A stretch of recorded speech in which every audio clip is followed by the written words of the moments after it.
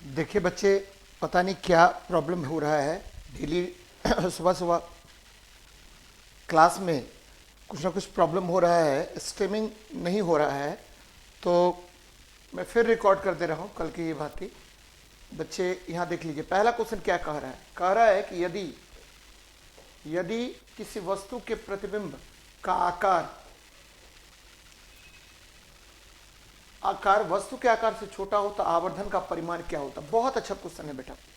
क्यों? क्योंकि हम आपको आवर्धन बता रहे हैं। देखिए आवर्धन क्या होता है, आवर्धन क्षमता।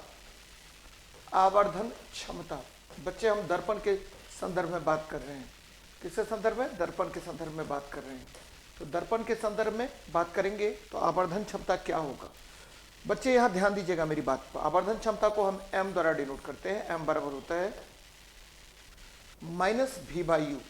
ये देखिए v यहाँ क्या है, तो इमेज डिस्टेंस है। u क्या है, तो आपको ऑब्जेक्ट डिस्टेंस है। ध्यान में रखिए, इमेज डिस्टेंस और u क्या हो गया, ऑब्जेक्ट डिस्टेंस हो गया। एकदम याद रखिए बेटा, ठीक है। तो इमेज डिस्टेंस और ऑब्जेक्ट डिस्टेंस है। चलिए बहुत अच्छी बात है। और ये ले लेते हैं height of image but height of object भी होता है, कोई प्रॉब्लम नहीं है। यानी माइनस इमेज डिस्टेंस बटे ऑब्जेक्ट डिस्टेंस। ध्यान दीजिए बच्चे, बटे ऑब्जेक्ट डिस्टेंस होगा, ऑब्जेक्ट डिस्टेंस होगा। और क्या करेंगे हम लोग, यहां पर आपको पता होनी चाहिए कि यदि आवर्धन क्षमता क्या हो जाए, आवर्धन क्षमता m अगर पॉजिटिव होगा, बच्चे एकदम ध्यान में रखिए, पॉजिटिव होगा तो आभासी प्रतिबिंब बनेगा। कौन सा? आभासी प्रतिबिंब बनेगा। एकदम याद रखिएगा, वर्चुअल इमेज का निर्माण होगा। If m is positive for mirror then it is formed कौन सा इमेज, तो बच्चे वर्चुअल इमेज का फॉर्मेशन करेगा। यदि m निगेटिव हो जाए, निगेटिव, तो यह क्या करेगा, वास्तविक प्रतिबिंब का निर्माण करेगा, तो वास्तविक प्रतिबिंब बनाएगा। m अगर निगेटिव हो जाता है तो वास्तविक प्रतिबिंब का निर्माण करता है। अब देखिए ध्यान में रखिएगा, m का मान अगर क्या होगा, आपको +1 से, ठीक है, बड़ा होगा। बच्चे +1 से बड़ा होगा, तो ये मैंने पहले ही बताया है, पॉजिटिव तो होगा ही होगा। पॉजिटिव होगा तो आभासी प्रतिबिंब का निर्माण करेगा। तो m का मान यहाँ पॉजिटिव है और 1 से बड़ा है, तो ये आभासी प्रतिबिंब बनाएगा। और केवल किसके द्वारा, तो आभासी प्रतिबिंब बनाएगा केवल और केवल, याद रखिए बच्चे, अवतल दर्पण ये काम करेगा। कौन सा दर्पण? अवतल दर्पण। यानी m का मान अगर पॉजिटिव हो, ध्यान दीजिएगा, m का मान पॉजिटिव हो और 1 से बड़ा हो तो वह प्रतिबिंब केवल और केवल किसके द्वारा बनाया जाएगा, तो बच्चे अवतल दर्पण द्वारा बनाया जाएगा। एकदम ध्यान में रखिएगा। अब देखिए m का मान अगर, ठीक है, आपको पॉजिटिव है लेकिन 1 से छोटा है, लेस देन 1 है बच्चे, लेस देन 1 है, तो बच्चे ये क्या होगा, ये आभासी प्रतिबिंब बनेगा। किसके द्वारा, तो ये आभासी प्रतिबिंब बनेगा आपको उत्तल दर्पण, उत्तल दर्पण। ध्यान में रखिएगा। देखिए मैं कंसेप्ट आपको बता रहा हूँ बार बार, ठीक है। ये देखिए ये कंसेप्ट है। और एक और कंसेप्ट है क्या, कि m का मान अगर क्या हो जाए, +1 के बराबर हो जाए, तो इसका मतलब है इमेज जो बनेगा वो समतल दर्पण के द्वारा बनेगा। एकदम ध्यान में रखिए, समतल दर्पण के द्वारा बनेगा, ठीक है। और आभासी तो बनेगा ही बनेगा।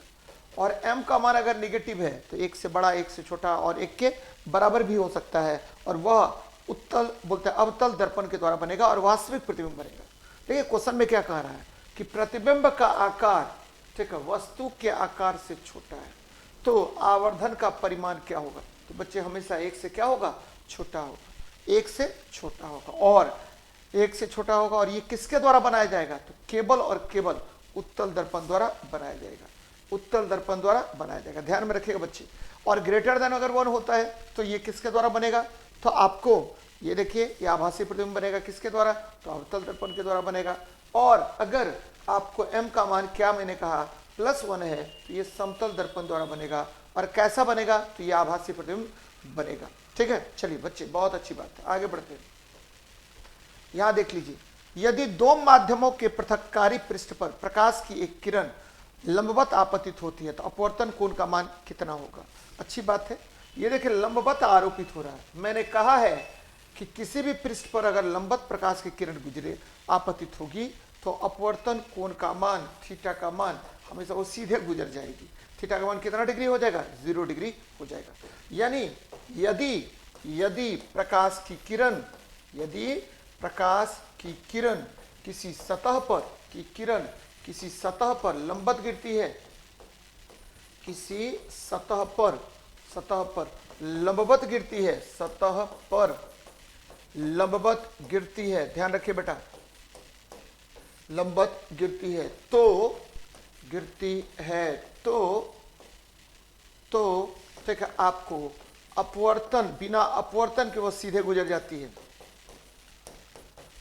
बिना अपवर्तन के वह सीधे गुजर जाती है। एकदम याद रखिएगा, बिना अपवर्तन के वह सीधे गुजर जाती है, सीधे गुजर जाती है। याद रखना बच्चे, सीधे गुजर जाती है। तो बताइए कि कितना होगा आपको आपतन कोण का मान। तो बेटा आपतन कोण का मान 0 डिग्री होगा, याद रखिएगा। और मैंने बार बार आपको बताया है कि देखिए अपवर्तन कहते किसको हैं। तो यदि प्रकाश की किरण एक माध्यम से दूसरे माध्यम में जाती है तो इसको सीधे जाना चाहिए था। ये क्या होता है, कुछ कोण से मुड़ जाता है, तो जितना कोण से यह मुड़ता है उस कोण को, जितना कोण से मुड़ेगा, मान लीजिए ठीक है अपने वास्तविक पथ से विचलित होता है, या तो अभिलंब की ओर मुड़ेगा या अभिलंब से दूर जाएगा। इसी घटना को हम क्या कहते हैं, अपवर्तन कहते हैं। क्या कह रहे हैं कि when light incident on any surface then ठीक है it deviates from its original path, then this phenomenon is known as refraction. तो बच्चे यहाँ क्या होगा, तो एंगल का मान 0 डिग्री होगा। ध्यान में रखिएगा, एंगल का मान क्या हो जाएगा, 0 डिग्री हो जाएगा। ठीक है, तो याद रखना है आपको, बार बार इस तरह का प्रश्न आपसे पूछेगा। चलिए नेक्स्ट देखते हैं। चित्र में दर्शाए गए बक्से की सतह A के छिद्र पर आपतित प्रकाश के पुंज क्या है बच्चे। तो बक्से के दूसरे की ओर सतह B से निर्गत होती है, कोई बात नहीं है। बक्से के भीतर निम्न में से किस पदार्थ के होने की संभावना है। बच्चे आपको पता है कि ये देखिए, ये 2 लेंस हम ले रहे हैं, एक लेंस ये लीजिए और एक लेंस ये लीजिए। ध्यान दीजिए बच्चे, जब प्रकाश की किरण ये देखिए इस पर लंब आपको क्या होता है, प्रधान अक्ष के समानांतर पड़ रही है, तो ये इसमें प्रकाश को मोड़ने की क्षमता होती है, इसीलिए इसको बोलते हैं क्या, कन्वर्जेंट लेंस बोलते हैं। कन्वर्जेंट लेंस बोलेंगे बच्चे, ठीक है, कन्वर्जेंट लेंस बोलेंगे, यानी कन्वैक्स लेंस हो गया। कौन सा, कन्वैक्स लेंस हो गया। ध्यान में रखिएगा बेटा। अब देखिए क्या होगा, तो ये जो है ये आपका अवतल लेंस जो है, यहाँ पर पड़ा प्रकाश की किरण, ये देखिए ऐसे डेविएट हो जाएगा। ठीक है, ये ऐसे पड़ा और ये क्या होगा, ऐसे डेविएट हो गया। यहाँ देखिए जरा ध्यान से देखिएगा बेटा मेरा, यहाँ देखिए क्या हुआ, ये प्रकाश की किरण पड़ा, ये देखिए ऐसे डेविएट हो गया, ये पड़ा और ये ऐसे हो गया। तो अब बताइए आप लोग क्या है ये, क्या जी एक बिंदु पर प्रकाश की किरण आ रही है, नहीं आ रही है, ये क्या हो रहा है, फैल रहा है चारों तरफ। तो अवतल लेंस, ठीक है, आयताकार कांच का गुटका, ठीक है, आयताकार कांच का गुटका, उत्तल लेंस, प्रिज्म। बच्चे प्रिज्म अगर होता तो 7 रंग में विभक्त हो जाता, 7 रंग में विभक्त हो जाता, तो प्रिज्म के होने की संभावना नहीं है। अब क्या है, उत्तल लेंस, उत्तल लेंस के भी होने की संभावना नहीं है, क्योंकि उत्तल लेंस प्रकाश की किरणों को मोड़ देता है। अब आते हैं, अवतल लेंस के होने की संभावना प्रबल होती है, लेकिन यहां देख लीजिए आयताकार कांच का गुटका को भी हमको नजरअंदाज नहीं करना है, क्योंकि आयताकार कांच का गुटका हमें पता नहीं है कि आयताकार कांच में प्रकाश की किरण अगर पड़ेगी तो क्या होगा। तो बच्चे ये देखिए, ये कांच में प्रकाश की किरण पड़ी तो कुछ प्रकाश की किरण क्या होगी, तो ये आपको ठीक है, आपको ये क्या होगा, तो हो सकता है कि वायु का अपवर्तनांक कम होता है जबकि इसका अपवर्तनांक ज़्यादा होता है। तो ये क्या करेगा, तो ये फैला देगा, प्रकाश की किरणों को मोड़ देगा, तो ये मोड़ देगा बच्चे, ये मोड़ देगा ज़्यादा। ठीक है, तो ये मोड़ देगा। तो यहाँ पर क्या होना चाहिए, या तो अवतल लेंस या आयताकार कांच का गुटका होनी चाहिए।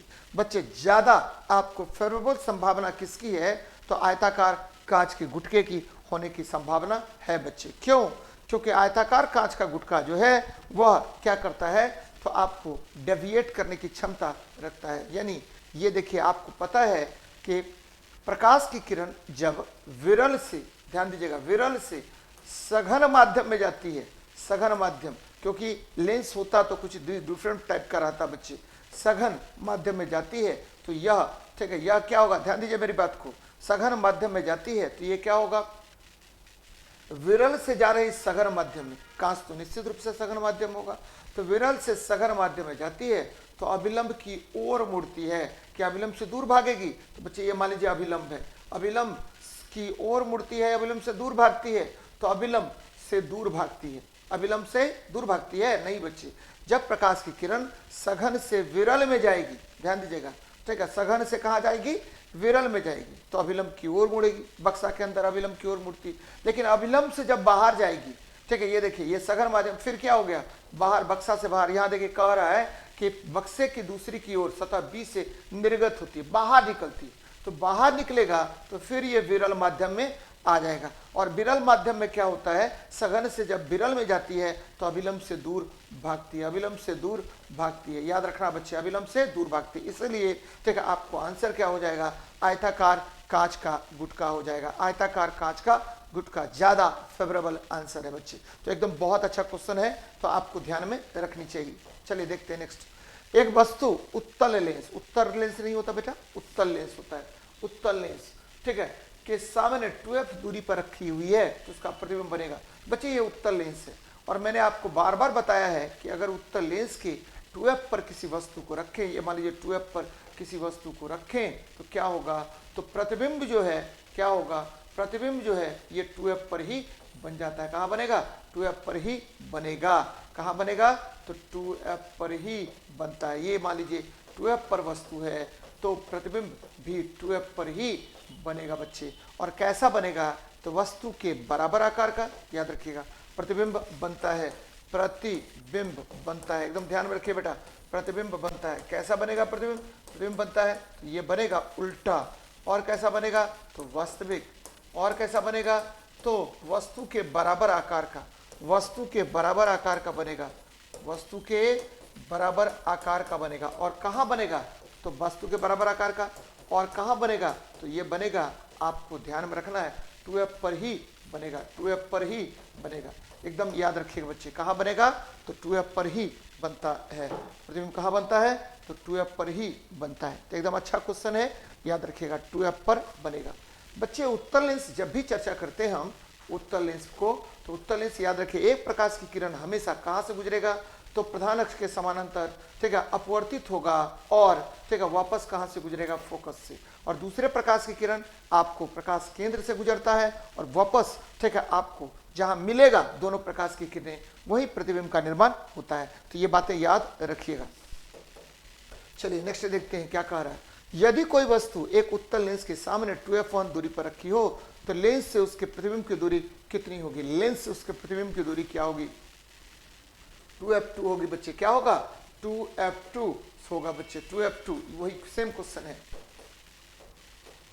यहां देखिए, जब कॉपर सल्फेट विलयन में लोहे का टुकड़ा डालते हैं, तो यहां देखिए कॉपर सल्फेट विलयन में डाल रहे हैं, कॉपर सल्फेट विलयन में हम क्या डाल रहे हैं, तो बच्चे लोहा का टुकड़ा डाल रहे हैं। और आपको पता है कि धातु की क्रियाशीलता श्रेणी में, धातु की क्रियाशीलता श्रेणी में, क्रियाशीलता श्रेणी, ध्यान दीजिए बेटा, क्रियाशीलता श्रेणी में क्या होगा, तो धातु की क्रियाशीलता श्रेणी में आपको सबसे आगे पोटेशियम के, ना, का, मग, ठीक है, फिर क्या होगा, अल, मग, अल, ठीक है, जन, फे, उसके बाद पब, ये सब होता है बच्चे, फे, पब, एच, कु, हज, अज, ओ, कई बार मैंने बताया आपको।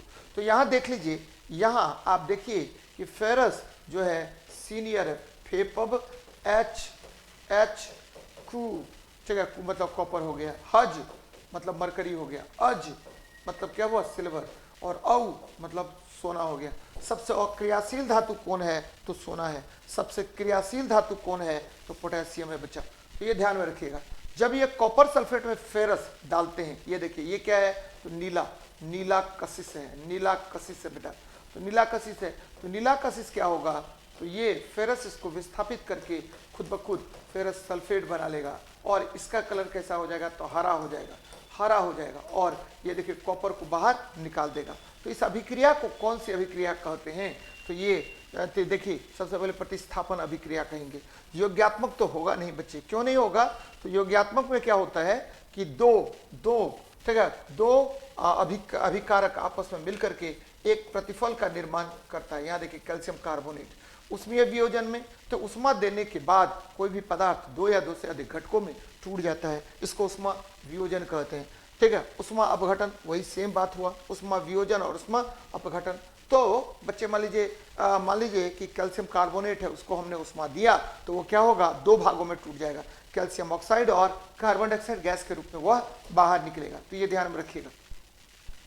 अपच का उपचार करने के लिए किस औषधि का उपयोग किया जाता है, अच्छा क्वेश्चन है बेटा, यहाँ देख लीजिए। ठीक है, आपको पता है कि एंटीबायोटिक का क्या करता है, ये जीवाणुओं को मारता है, याद रखना बच्चे, जीवाणुओं को मारता है, यानी ये जीवाणुओं को मारता है। और ठीक है, जीवाणु जनित रोगों को दूर करने के लिए एंटीबायोटिक का प्रयोग किया जाता है। और 1928 में पहली बार आपको क्या अलेक्जेंडर फ्लेमिंग ने, किसने, अलेक्जेंडर फ्लेमिंग ने किसका निर्माण किया था, तो अलेक्जेंडर फ्लेमिंग ने निर्माण किया था आपको पेनिसिलिन का, किसका, पेनिसिलिन का निर्माण किया था, ध्यान में रखिएगा, पेनिसिलिन का इन्होंने आविष्कार किया था।